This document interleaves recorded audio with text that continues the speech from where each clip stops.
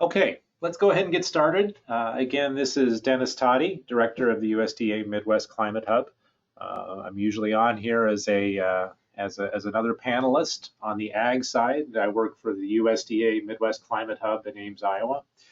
Standing in for Doug Cluck, who is on his way back from Rapid City now, I believe, sitting on an airplane. So this is our the March version, March 2024 version of the Central U.S. Climate and Drought Outlook. We have the great pleasure this month of Representative Dr. Becky Bollinger from the Colorado Climate Office, who will be presenting. As per usual, please enter questions in the question. We don't monitor the comment box, so Becky will go about her presentation and we'll deal with questions at the end. Thanks for being here and looking forward to it. Go ahead. Thanks, Dennis. Again, I'm Becky Bollinger. I'm the Assistant State Climatologist at the Colorado Climate Center. Happy to be here and give the current conditions and outlooks for the Central region. Bit of general information before we get started. That this is really providing climate services to the Central region with collaborations from state climate offices like mine and all the others in the region, with NOAA, the USDA climate hubs, Midwest and High Plains regional climate centers, and the National Drought Mitigation Center. Announcements that our next regular webinar will be April 18th. And Dennis Toddy, who was just talking, will be giving the presentation for the next month. You can access future climate webinars and information at the link provided, and the recordings of the past webinars, which will include this one after today, at the links provided, and questions for the end. So today we're going to talk about some recent conditions, looking at where February ranked, a little bit of a recap of our winter, which is December, January, and February. And big story we'll be talking about is the record warmth.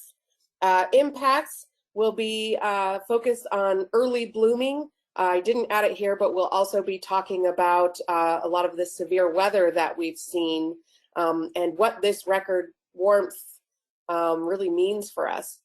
Talking about outlooks, we're going to be looking at El Nino and possible return to La Niña, and what we're going to see for the rest of spring. So this is a look at our February temperature and precipitation ranks. This is a product out from NOAA. On the left, you can see the temperature ranks for each state. So what they did is they take their 130 Februaries in the record and rank them, and how did this February rank? So where you see those darkest colors and it says 130, those states, Minnesota, Wisconsin, Iowa, and Missouri, had their warmest February on record. And it was much above average temperatures for pretty much all of the central region states. If we go to the right and look at the precipitation ranks, it's the same thing. We're taking all the Februaries and ranking them from dry to wet. So if it's wet, you'll see the light blues. Parts of our western part of the central region, like Montana, Wyoming, Colorado, Nebraska, ranked a little bit wetter. But across the middle, you know, in the northern half and the Midwest, we've seen drier. For Illinois, not only was this the second driest February on the record, but it was the second driest month of all the months in that record. So extremely dry.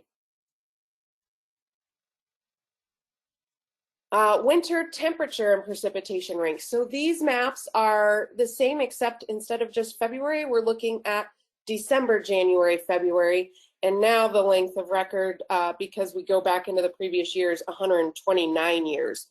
So on the left, where you see 129 on that dark red, those were ranked the warmest on record. So we had a record warm winter for North Dakota, Minnesota, Iowa, Wisconsin, and Michigan. And it was in the top 10 to 11 for all of the states in the central region. If we go and look on the right side at the precipitation ranks, it was a little bit wetter, with the exception of Montana, Wyoming, and Wisconsin. Kansas had its 4th wettest winter on record, but when you combine that with warmth, it sometimes doesn't seem as though it's quite as beneficial. So there was a little bit wetter, but when you look at the previous one where there was drier in February, that's going to work against that wetter, which happened earlier in the winter season. So a quick look at where we are for March so far.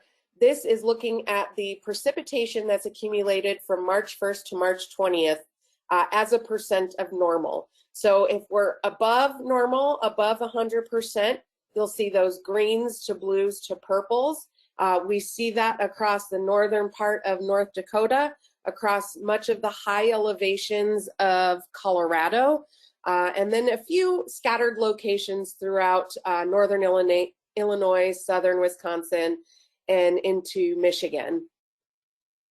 If you're drier, so below 100% of average, you're in those yellows, oranges, reds, pinks.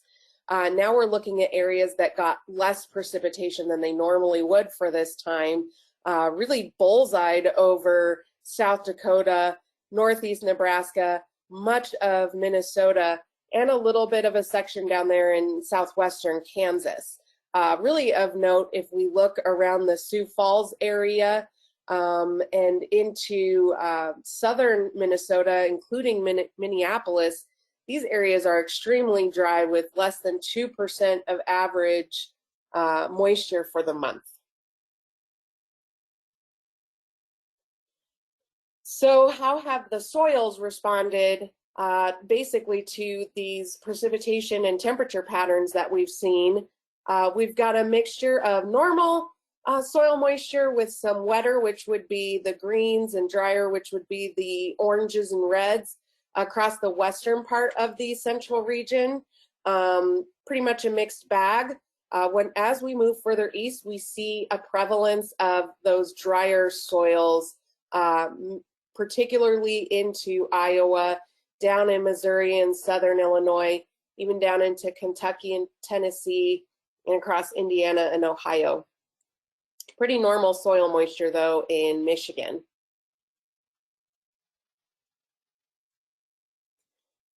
So again, we were talking about what precipitation has looked like, but we want to look specifically at snow. When we talk winter, for most of the central region, we're talking about how much snow did we get, and this is looking at the total seasonal snow and that departure from average. So where we have those browns are areas that have gotten less snow so far this season than they normally should. So we see deficits across Montana, Wyoming, the Dakotas, Minnesota. Areas in northern Wisconsin and Minnesota are looking at a 35 to 40-inch deficit, closer to 50-inch deficit in the Upper Peninsula of Michigan. And as we go further south, those departures aren't quite as much, but they also don't get quite as much snow. So the negative departures can still be significant. Kansas looks to be pretty normal in terms of snow. And as we go west towards the mountain areas of our central region, we see that the higher elevations in the Rockies in Colorado and a bit up into Wyoming have seen some above average snow depths or snowfall amounts, but not in the Montana mountains. So bit of a mixed bag there. So snowpack is particularly important when we're looking at where that snow is stored in the mountains on the western side of the central region. And this snowpack is really important as used for spring and summer water availability and supply. So this is a look at the snowpack accumulations for the North Platte on the left and the South Platte on the right. So the blue shows where the snowpack has accumulated starting in October and towards peak. You'll notice for the North Platte that the normal peak happens in early to mid-April, and then for the South Platte, that peak happens at the end of April. So depending on where you are, that peak is very close to happening or still a little over a month away.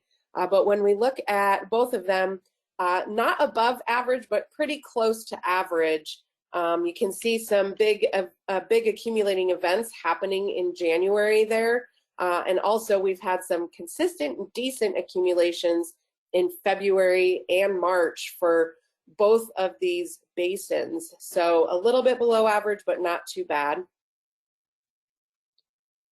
Switching over and looking at the Missouri River Basin, we've got the total above Fort Peck on the left and the total from Fort Peck to Garrison. And on these maps, not only do we have the average line on there, which is the red, and the current, which is the blue, we also have the minimum in green and the maximum in black. So unfortunately on the left, we can see that our current accumulation is much closer to the minimum than it is to average. So we're looking at about 71% of average right now. On the right, a little bit more above the minimum, but still lower at 82% of average between Fort Peck to Garrison. So that lines up well with that snowfall departure from average map that we saw, where the snowpack in Colorado and Wyoming looking a little bit better than in Montana. And we see those in the snowpack map, snowpack graphs. Shifting over to the east and looking at the amount of ice we've had on the Great Lakes, this is taking all of the Great Lakes and looking at their ice extent over time. And so what we want to see as being typical is that historical average, which is the red line. All the years in this from 1973 to 2023 are graphed in these thin blue lines. So you can see there's always a lot of variability in ice cover. But really, we should be reaching maximum ice cover right about now, and then starting the decline to minimum ice cover and no ice cover. But the current year in black shows that we actually hit a maximum in late January. We did have a bump in February, but just a small bump. So our maximum was in late January, and since then we've been pretty much at no ice cover on the lakes. This map shows where the ice cover would be and what the water temperatures are. So we only have less than 1% of the Great Lakes covered in ice right now, and we would look for these gray colors, which we're really looking at more of the Huron area and the far northern edges of that for those ice cover areas. Otherwise, everywhere is ice free.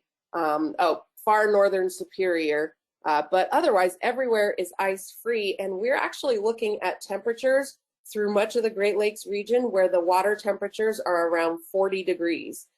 So quite warm, I would say, for this time of year when we should be just coming down from maximum ice extent. This is looking at the accumulated winter seasonal severity index. And what this does is it takes the persistence of snow in the region, how much snow has fallen, how cold has it been, is there snow cover, and puts it all together into this nice index. And if we had a very cold, snowy winter, we would see a lot of purples and blues.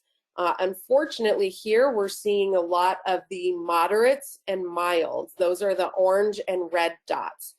So that means that it's actually been a very mild winter. Areas where you see the diamond shape instead of the circle shape means that they've had a record mild winter. So across Minnesota and Wisconsin and some isolated areas surrounding there, we have had a record mild winter, also including Ohio in that. So there have only been a couple of spots, one in the Colorado mountains and one in southern Colorado, that have actually looked okay compared to the rest of the central region. And we're going to see this in our stream flows, especially areas that were in drought before we started the winter season. Where we see low stream flows would be the reds and the maroons. Red is a record low flow for this latest 7-day period. We see some record low flows on the rivers around eastern Iowa. And we see a lot of maroons in Kansas, where drought was very bad last summer, throughout Iowa, Missouri, Kentucky, and up north in Wisconsin. Greens are in that near normal range, so looking at a 25th percentile to a 75th percentile. And we see a strong prevalence of that, although the concern is going to be with the very warm temperatures that we've experienced, the very mild winter, and the concerning low snowpack in the Missouri River Basin, that these flows could likely go lower. Here's a look at the current drought monitor depiction across the central region. So we have 65% of the central region is covered in some category from D0 to D4. Now, if we focus in on just the drought categories, which would be D1, moderate drought, D2, severe drought, and D3, extreme drought, we're looking at 31% of the central region. And the largest intensity of drought areas show up in Iowa and up into eastern Minnesota and northern Wisconsin. But you can also see in western Montana, where we have a pretty bad drought there. And the areas where we currently don't have drought would be northern Illinois, a lot of Indiana and Ohio, most of Kentucky, significant parts of Colorado, Nebraska Panhandle, but overall more pretty significant extent of drought throughout the central region. So what does this all mean? How is this actually impacting us and what we're seeing in terms of vegetation and weather and impacts to our daily lives? Well, the warmth has definitely brought an early spring. So we've got sprinklers going on lawns. This one's in Ohio. And we've got sprinklers that have to be on because that grass has already come out of dormancy. We've also heard reports of mowing of lawns. So the grass is actually getting long enough that it needs to be mowed. And this is about a month early. This is looking at the spring leaf index anomaly. This is from the National Phenology Network. And this is an animated graphic to show the advancement of that first leaf index coming into the spring. So once it starts down south, we're looking at a late bloom in the southern states around the Gulf of Mexico. But as we advance north and get into the central region, we're starting to see that that spring leaf, first leaf index is much earlier than it should be. So we're looking at over 20 days early for the southern part of the region. And I assume that as it continues further north, we will continue to see that early leaf index and early bloom as well. And this is what it looks like when you actually take photographs of it. So we've got a lot of greenery coming out. Flowers are blooming throughout. Trees are getting their leaves and buds breaking. And we're also seeing some of that in the agricultural sector as well. Unfortunately, we are going to still have concerns with spring freezes. So this is looking at the normal date for the last hard freeze, which is the date that you're going to see the temperature at 28 degrees or below, and then after that it'll be warmer. So this is a hard freeze.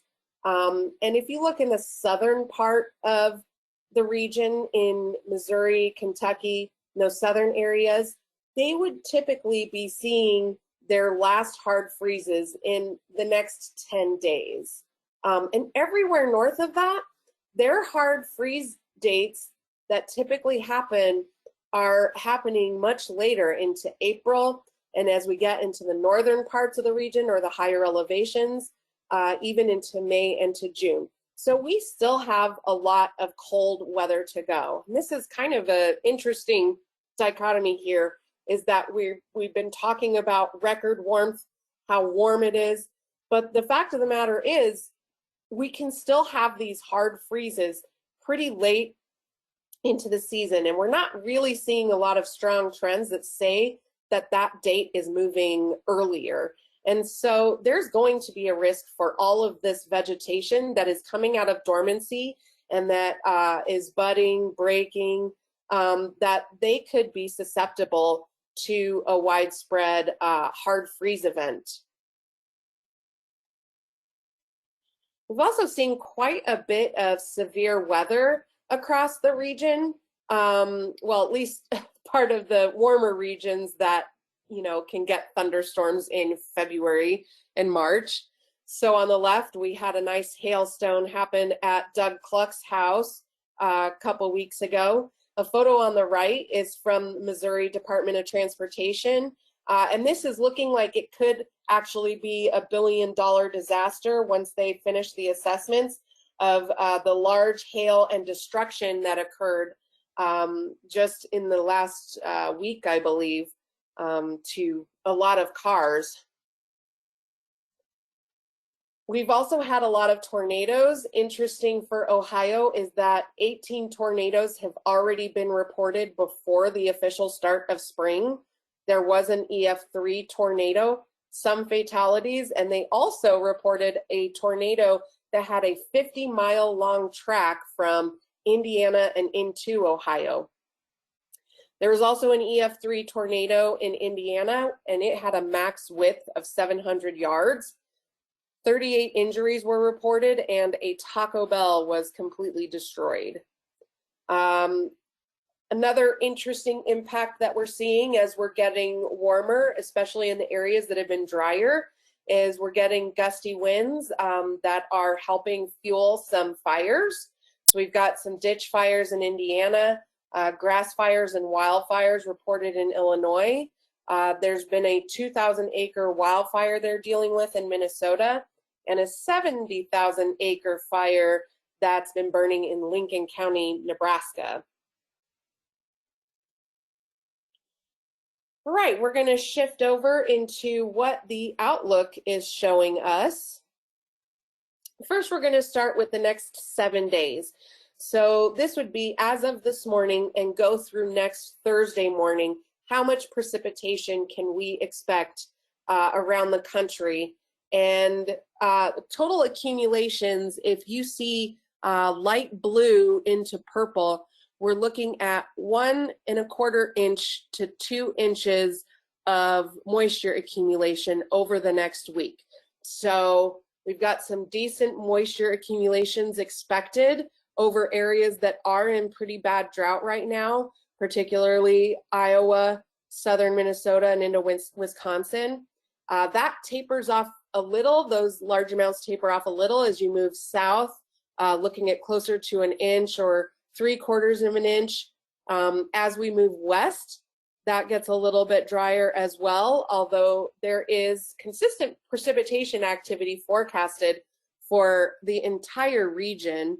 The higher elevations looking to get a little bit more, the lowest spots looking to be in southwest Kansas, where they've got drought development occurring, and southern Wyoming, we've got some of those lower areas only expected to get 1/10 of an inch or less. And this fun map, which was quoted by Trent Ford, the Illinois State climatologist, as this looks like a map my 7-year-old would draw. Lots of hazards are expected in the next 3 to 7 days. So if we're on the west side, the higher elevations of Colorado into Wyoming and much of Minnesota, and then stretching east across the Dakotas, Montana, and then across the Dakotas, Minnesota, and northern Wisconsin, we have the risk of heavy snow occurring. Shift that into those brown colors, eastern Colorado, the high plains, we're looking at the risk of high winds. The light green is heavy precipitation, and we are seeing a risk of heavy precipitation. Dark green is heavy rain throughout the region. And we even have, not to be left out of the region, a small portion of southern Kansas that has a risk for severe weather. So we have pretty much the risk of absolutely everything happening in the central region over the next week. Extending beyond that, this is the 8 to 14 day outlook, which comes out from the Climate Prediction Center and is updated daily. On the left, we're looking at the temperature outlook. Areas that are in blue are areas that are more likely to be below average temperatures. And so we see a good bullseye over the northern part of the central region, mostly Montana and the Dakotas, where it's much more likely that they will be below average temperatures as we end March and go into early April. It's a bit slighter leaning towards the below average temperatures as we move south from there and east from there. And then as we get to the furthest east part of the central region, we see that there's just chances for increased chances for near normal conditions occurring over Michigan, Ohio, Kentucky, eastern Indiana. On the right, we're looking at the precipitation outlook for the end of March and beginning of April. Areas that are in green are more likely to have above average precipitation.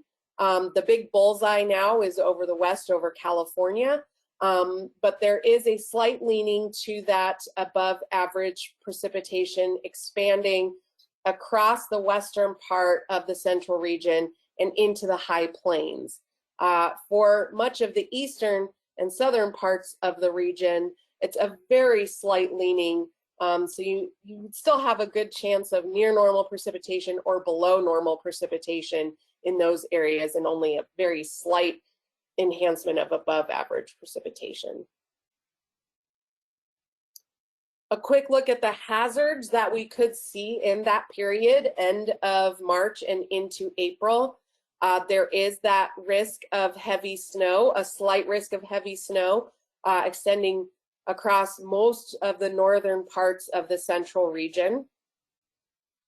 Shifting over to heavy precipitation, the southeastern portion of the central region, Missouri, Illinois, Indiana, Kentucky, have a slight risk of heavy precipitation at the end of the month. And a look at the risk of high winds we're seeing across the eastern side of the central region, with a slightly enhanced risk for those high winds nearing the end of this month. So let's take a look at April. These monthly outlooks come out from the Climate Prediction Center about twice a month. So this is the first release for April, and then at the end of March, they'll have another release for April to see what we're going to see with temperature and precipitation. So on the left, no areas have an increased risk of below average temperatures. And for most of the region, we are looking at above average chances for, or higher chances for above average temperatures. So especially across Montana, North Dakota, and the northern parts of Minnesota, Wisconsin, and Michigan. As we go further south into areas like Nebraska, Kansas, and Colorado, it's more equal chances. So that warm signal is not extending as far south, and it's kind of a just throw your dice and take your chances to see what happens in that part. On the right, looking at the precipitation outlook, we got a little bit of a mixed bag. Interestingly enough, a lot of this is following the El Nino pattern, with below average precipitation more likely in the Pacific Northwest and the Great Lakes region, and higher precipitation in the Gulf Coast states. But that enhanced area of above average precipitation does extend into the southern part of the region, particularly around Kansas City and areas in Missouri, leaning toward above average precipitation. I would say, though, that most of the areas in that light green or even the white are pretty much equal chances for whether we'll have above, below, or near average precipitation. But we can probably expect a little bit drier, below average precipitation around the Great Lakes. Extending out a pretty similar pattern when we look at the seasonal outlook, which has April but also includes May and June. This product is updated monthly, and we just got it released this morning. So on the left, looking at the temperature outlook, we're seeing a bullseye of more likely to have above average temperatures across the Great Lakes region and starting throughout that Ohio Valley. The likelihood of that tapers off a little as we go further west.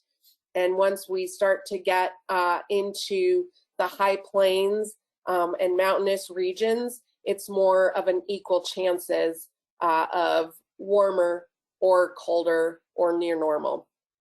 On the precipitation side of things, pretty close match to what April showed, with that little finger coming up of more likely above average precipitation extending through Missouri, Kansas, and Nebraska, and a slightly enhanced chance for above normal precipitation for a little bit of a larger region. And now we have equal chances over the far northern parts of the region and the Great Lakes region. So there's a little bit of uncertainty of what we're going to see in precipitation patterns there for April, May, June. The big news that we're looking at now is that El Nino is exiting the building. So this product comes out from the Climate Prediction Center and looks at the likelihood that we will be in an El Nino, which is the red bar, neutral, which is the gray bar, or a La Nina, which is the blue bar. So for each 3-month period, we're in that February, March, April period now. 100% we're in El Nino right now, but that El Nino is weakening. And so if you look at the March, April, May, it's still more likely that will stick around, but it's getting weaker. And then once we get into that April, May, June time period, we're now switching to more likely neutral conditions. And then it's a very quick transition expected as we get into the heart of the summer, that we will more likely be transitioning into La Nina conditions, and then very likely that those La Nina conditions would be continuing into the fall. So a few key messages that I want to hit on is that we are expecting above average temperatures to continue for a lot of the region for April, May, and June. We do have some wetter conditions possible across the middle part of the region, but despite the warm signals, I want to emphasize that there is still that risk for hard freezes as we go through April and into May. And so if these happen to come to fruition where we have a hard freeze during our normal time for hard freeze, we're going to see some widespread damages to orchards and other areas of early blooms, and we could be looking at something quite serious as we have those early spring indicators butt up against a risk for hard freezes. I also want to emphasize that we're actually probably at a higher risk of lower flows as we go through spring and into summer. And this is largely because we've had a lot of areas that were already in drought and have those lower flows, but also with those very warm temperatures and drier soils, and that the snowpack that is below average, once that starts melting and turning into water in the streams, that it's not going to be as much as we want or need, and so we're at that higher risk of low flows. The good news is that that would mean we're at lower risk for flooding later in the spring.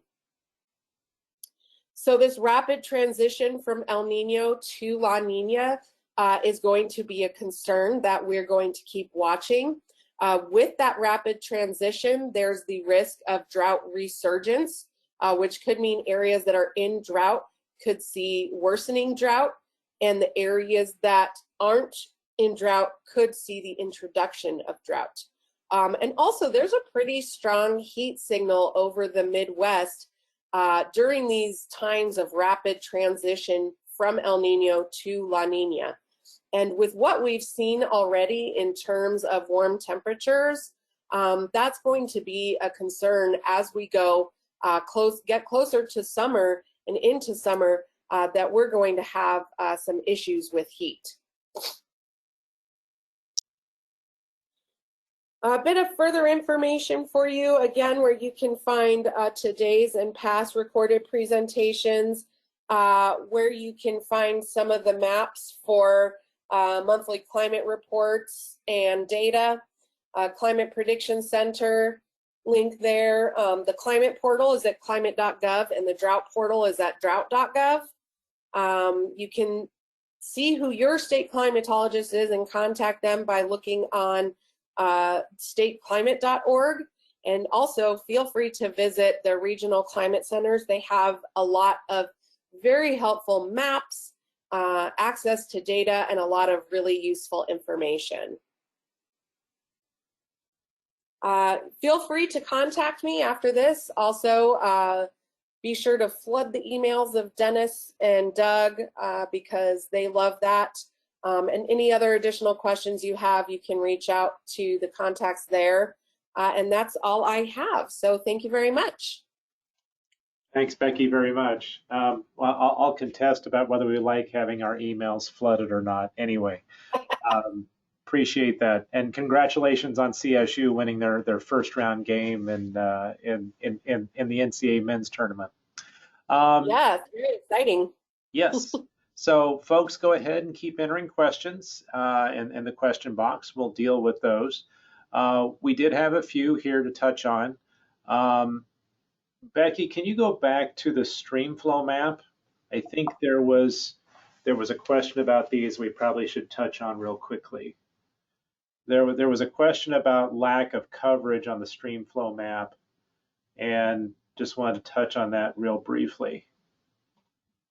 I think that was where that there's lots of white area up in the Dakotas and northern Minnesota, and that is because stream flow gauges are considered frozen or are not reporting just yet. So they'll be coming back online, and we'll see more data coming out of those as we go along here. But the white areas does not mean it's not covered. It's just a lack of stream flow gauges and gauges reporting at this point. So. Okay, the next one was, what are some of the practical implications that follow the lack of ice on the Great Lakes? Becky, do you have any comments on that?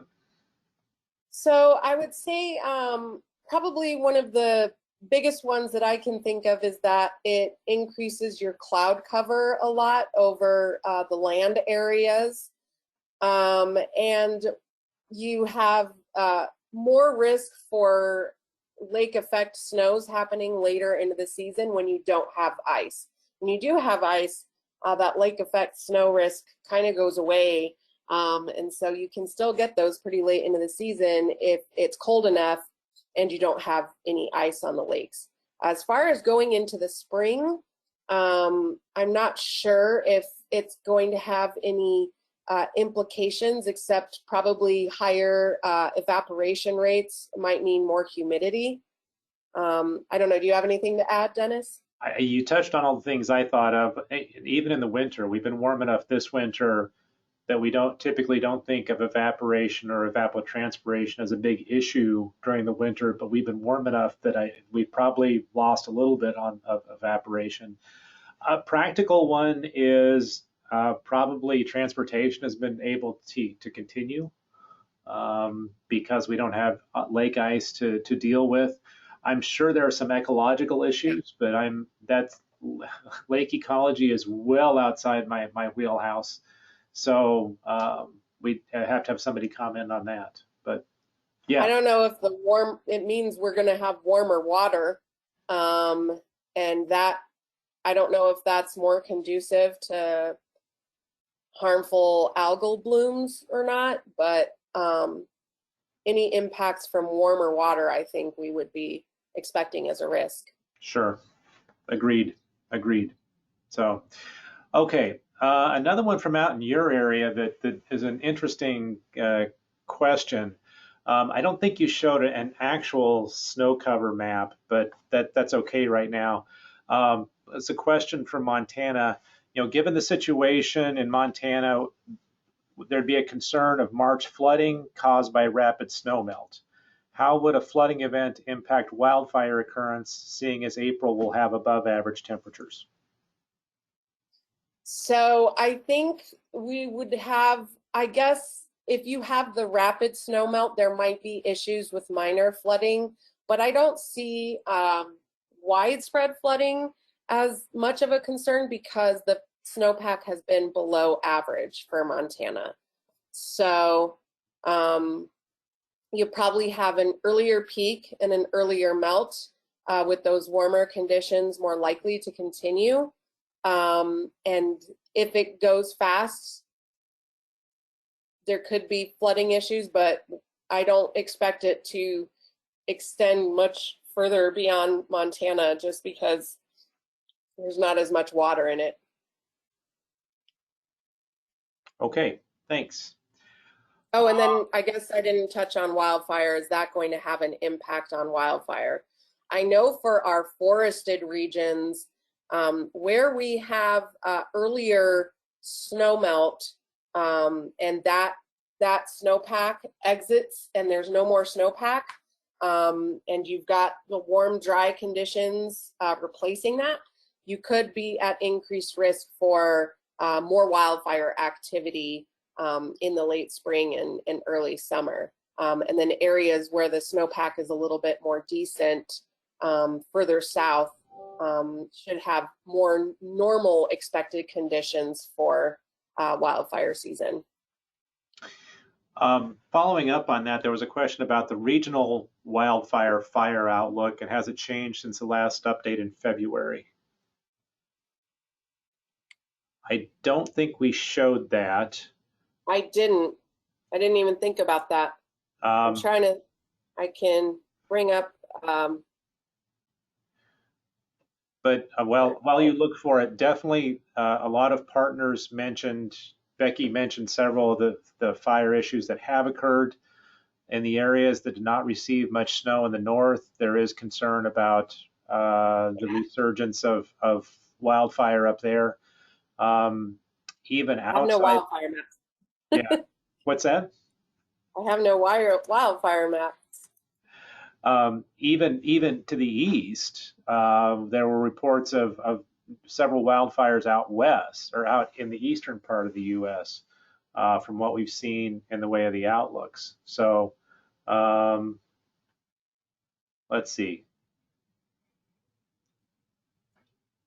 This is like immediate potential. Okay. Trying to see where they have longer term. Yep. I think especially when we see those areas with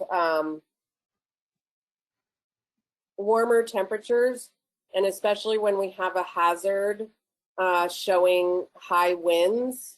We're going to see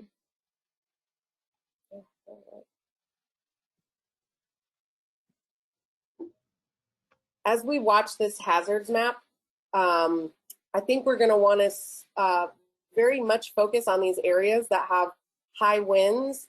And if you couple that with some of the dry soils and where there's been a lot of warm and dry weather, these are going to be areas where more wildfire activity and behaviors of wildfire are going to be enhanced in those areas. Okay. All right. We're going to transition topics here a little bit. We have a question on, will the snow drought influence planting decisions and negatively impact corn and soybean yields?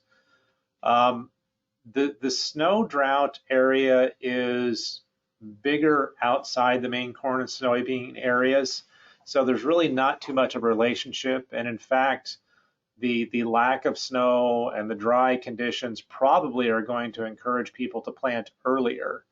I don't think there will be major changes in the amount of corn and soybean that are planted. I would expect people to be getting them in probably as early as they can to take advantage of earlier season and avoiding some of the heat of the midsummer. Because of crop insurance, there's people are generally more likely to go ahead and take advantage of that. So I don't expect any major changes in planting decisions, only minor ones. And then they're kind of related to this, mentioned concern for drought resurgence as we transition from El Nino to La Niña. Is there a history of flash drought or rapid onset drought during the previous years that we have experienced in such a transition? Partners are concerned about low flows in the summer and into fall and already been asking questions about this. They're very concerned. What's confidence the upper Mississippi Valley will see a drier than normal summer? Do you want to take a shot at it, Becky, or should I go do that? Yeah, so I would say the first one, there's talk of, was it 2012 as being a analog year for that rapid transition? That's one of them, and there are some other ones, yes. 2007. So we do have these analog years where we've had that rapid transition and flash drought conditions occurring. So I think that is a huge concern. Looking at the upper Mississippi, I would say that yes, given where we currently have drought, where we've had the warmest and driest conditions, and where that's expected to continue, I think will lead to lower flows on the Mississippi due to where we already have those concerns. And this came up during our discussions yesterday with the regional partners, that because of significant shortfalls of precipitation over a several-year period centered on areas like Iowa, there is very little water in the groundwater system even. So that any rainfall that does fall is going to go into soil moisture, and stream flows won't react as quickly unless it's particularly very heavy rainfall. So we think there is concern of ongoing issues with low stream flows, and because of the lack of snowfall, streams have already shown they've started responding to the lack of snowfall already. And then to the El Nino La Nina transitions, there have been some significant drought years during these transitions, but it's not a guarantee. There is definite concern towards dryness developing in the plains. In the Midwest, the signal is not quite as strong, but there's more of a heat signal that some recent research has shown that we're concerned about. So, but there's not as consistent a signal on precipitation in the Midwest. So when you combine those two, if you have soil moisture that's in decent situation, it may not be too bad. But as Becky was mentioning, we have some very dry soils. If you put heat on top of that, there is some real concern in those areas. So it's something we're watching very closely. I would, monitor local conditions and some of your local climate services folks, and we're going to continue watching this as we go along too. So, okay, here you go, Becky. Here's the tough one. What I really want to know, will there be clear skies for the total eclipse on April 8th? Ooh, that is a good question. Um, I'm just gonna go with yes. I, I don't know. And see, that's going to be part of the concern. Maybe somebody who lives in, areas around the Great Lakes might tell me, because that's one of the prime spots, is that has it been cloudier than normal because of no ice cover? And I would think that if it's been more cloudy than normal, that might be a challenge up there. As with the warmth and maps like this, we're getting closer to that severe weather season. So I would not rule out clouds ruining that event for, depending on where you are, for some people, just because that daily risk of severe weather, depending on what's happening then, and cloudiness from the lakes that are not ice covered. What do you think, Dennis?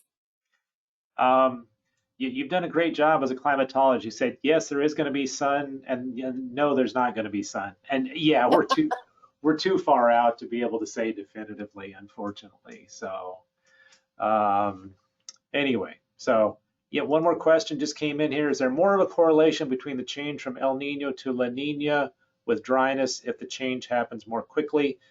I don't believe, I mean, it's the overall rapid transition during these summers that has attracted the attention and has the concern of some of the national forecasters at this point. So Overall, it's going to be a difficult thing to find a clear signal because you just don't have enough examples to go by. I mean, if you take correct. all El Niños, you can say something. If you take all La Niñas, you can say something. But you've got a much smaller sample size when you're talking about, transitions from El Nino to La Nina, and then divvying it up between slower transitions and faster transitions. So this will be another point we can add to that data, but it could be totally different than what the concern is. So one more question. A month ago, there were murmurings about a polar vortex event in mid-March. Did conditions that could have prompted that disappear?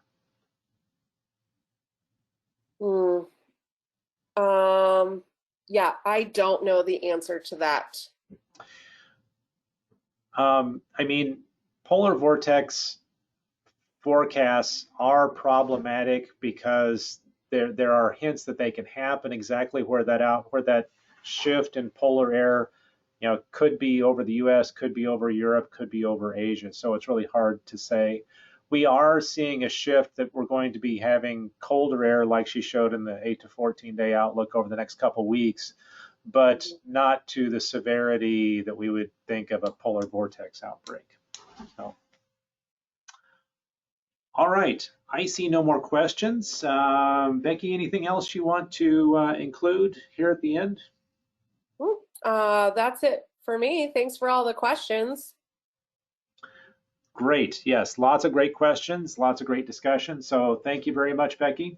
We appreciate everyone being here. There were some comments with people who had problems getting in. If you did have problems getting in, can you let us know? We'd like to try to track this down with our NOAA partners to see if we can figure out what's going on. So thanks for being here. And I'll be on the table next month for taking care of that. Thanks, Becky. Thanks, everybody. Thanks, Dennis. Thank you, everyone.